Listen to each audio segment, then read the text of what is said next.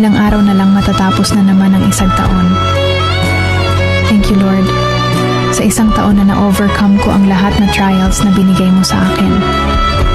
Hindi man naging maayos ang buhay ko ngayong taon. Alam ko na hindi mo ako susubukin kung hindi ko kakayanin. Salamat sa mga pagsubok na nagpakatapang sa akin, lalo na sa buhay ko at sa mga pangarap ko.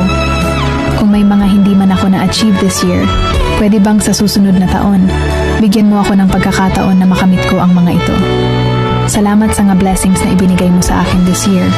Sobrang pasasalamat at pagpahalaga ang aking puso. Learn lessons na ako sa mga pinagdaanan ko ngayong taon at handa na ako sa mga susunod pang hamon.